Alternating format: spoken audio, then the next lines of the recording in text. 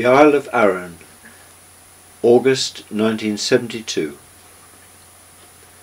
With the Polytechnic year ending and having a 2-week break before resuming my work with Southern Electricity, I signed up as a volunteer leader with Forest School camps.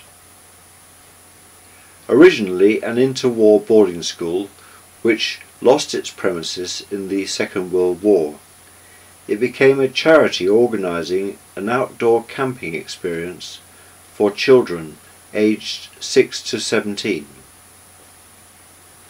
The original Forest School drew its philosophy from the woodcraft movement, Native Americans and the Quakers.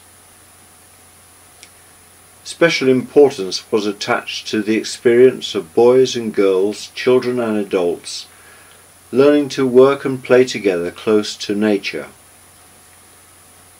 This philosophy was carried through to the post-war FSC.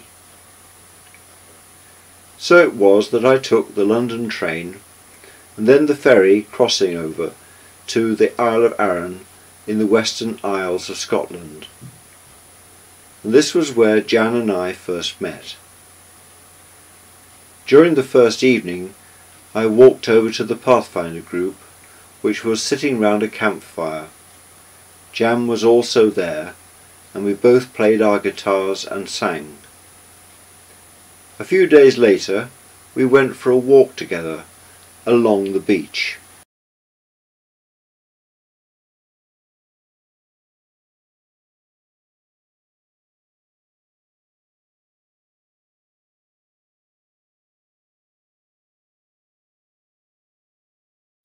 There we sat on swings and talked into the early hours before returning along the cliff path.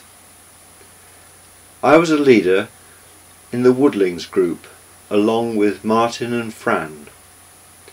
We spent a few days on Holy Island, cooking cockles and mussels on an open fire and sleeping in the open.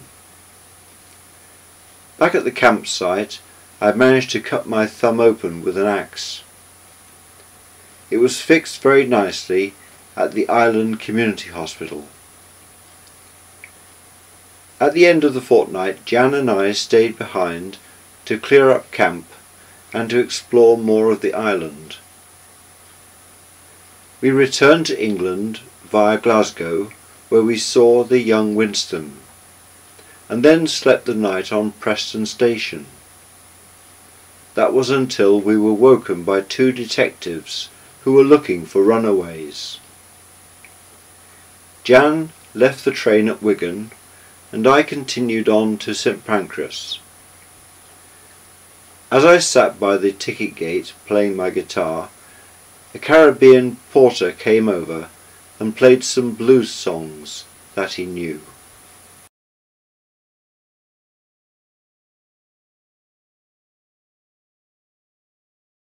Maidenhead. Next stop for me was Southern Electricity's head office in Maidenhead for the next 3 months, where I found a bedsit situated in a converted stable. I made friends with Mick Beckett, who had the neighbouring stable. The following weekend Jan and I met at Kettering Station. I was wearing the much too large double-breasted suit that my grandfather had given to me. Apparently Jan, having seen me from the carriage, nearly stayed on the train. Another weekend we met up in London to see the musical Jesus Christ Superstar. Mick Beckett, who was working in a garage, found me a red minicar for £90. So now Jan and I were better able to meet each other in Maidenhead and Bromsgrove, where Jan was a student at Teacher Training College.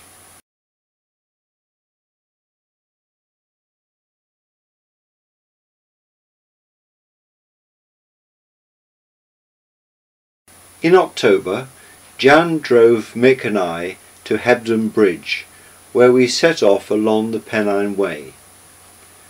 4 days later we arrived in Hawes, and I rang Jan. In the local shop the owner surprisingly asked me how Jan was. It transpired that the local telephone exchange operator had been helping the locals to piece together a picture of these two strangers in their midst. Jan came to stay at Maidenhead just before Christmas. After a visit to Whipsnade Zoo, we visited Kettering and then Billinge, where I asked Jan to marry me.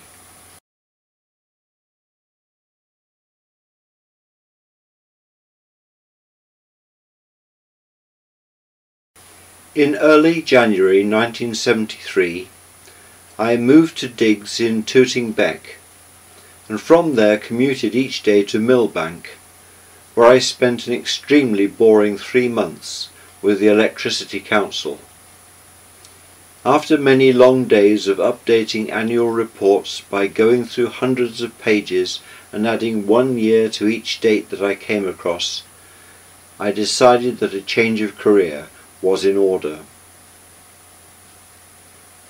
I was passed as being of officer material by the RAF after a few days of assessment at Biggin Hill, but was not eligible for aircrew on account of my short-sightedness. I then visited an RAF station to find out about the RAF regiment, but soon my thoughts were turning towards teaching. Having visited several ESN schools in the Portsmouth area, Jan and I travelled to Matlock College, which specialises in the training of teachers for ESN work. They offered me a place. However, Jan was unable to obtain employment as a teacher in that area.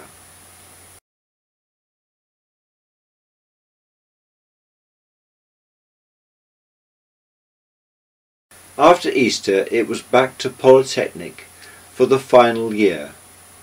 Tony Day and I took over a flat in Nettlecombe Avenue, Southsea, which was being vacated by our Scottish law lecturer, who had previously demonstrated her dislike of me by marching up to me after the first year examinations to blurt out with glee, "Mason, you failed!"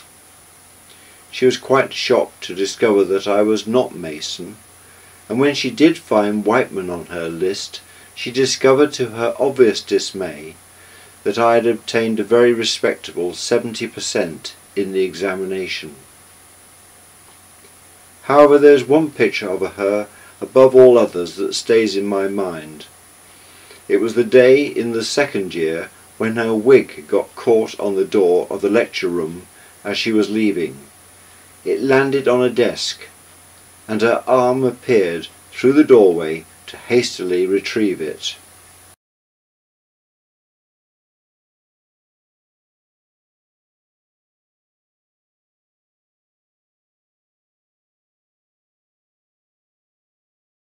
On a visit to Kettering, Jan and I were treated to an engagement party, and we organised a special evening service at St Andrew's Church entitled "Presenting Social Injustice."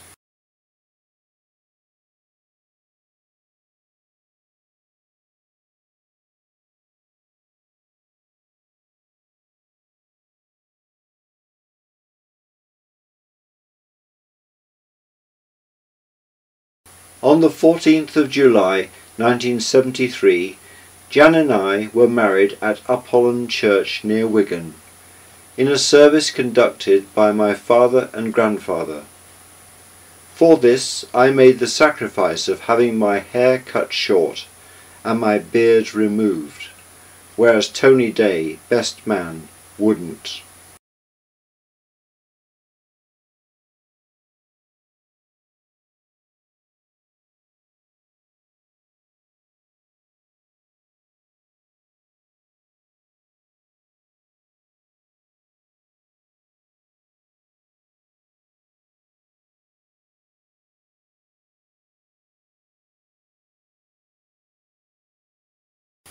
Worcestershire. We rented a flat in Barnt Green, near to Lickey Primary School, where Jan had been appointed as a reception teacher. The flat adjoined the home of the marketing director of Cadbury's, and we were only charged £5 a week rent.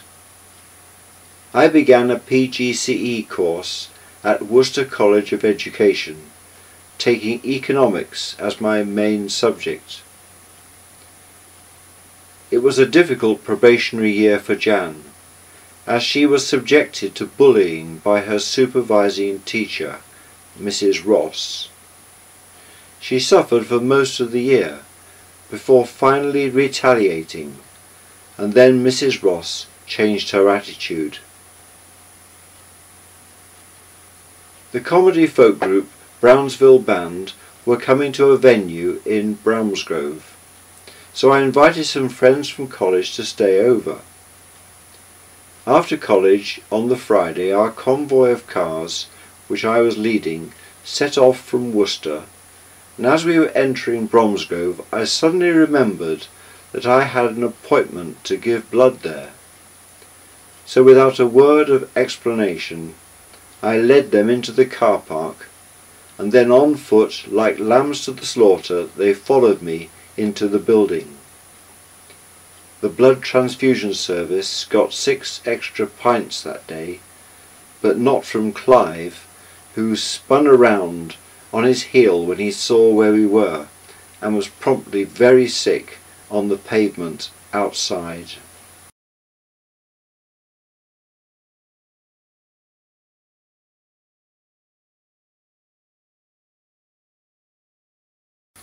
"26 Middle Street, Worcester. As winter set in, our landlord called in to inform us that he was selling up. So while I was working at the post office delivering Christmas cards, we searched for new accommodation. Our friend Martin Sparks had recently moved into a shared student house owned by the Oddfellows, and suggested that we rent one of the rooms there. So we joined Martin, Sue, Dave and John. One evening the Oddfellows invited us to one of their open meetings. We sat at a table in the centre of the room, and could hardly contain our laughter when they started the slow hand-clapping as the officials arrived on the platform to give their speeches. Our house was also inhabited by several mice, who would stare at us from the cutlery drawer and eat my lecture notes. So Jan and I captured a local moggy and brought him inside for a day. Unfortunately, it was the same day that our landlord had decided to call on us. But he was very understanding about it and promised to bring us a kitten, which his cat had recently given birth to. The next day, our first cat arrived, and so we called him Adam.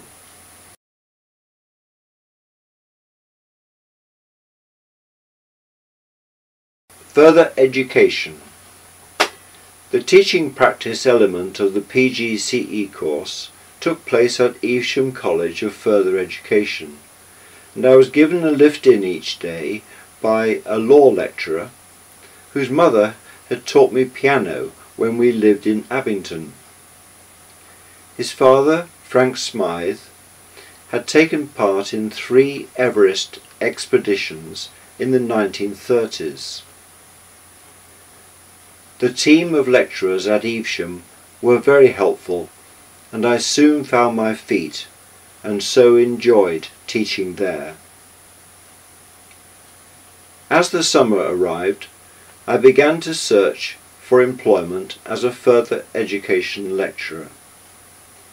Elizabeth went with me to Lowestoft College, where I only met the principal.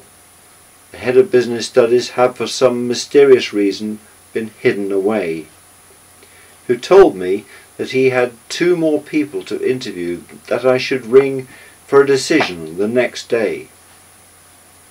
Well, the next day I had an interview at Hinckley, where I was offered that job, From the principal study I rang Lowestoft and was offered the job there, but decided on Hinckley, because at least I had met my future head of department.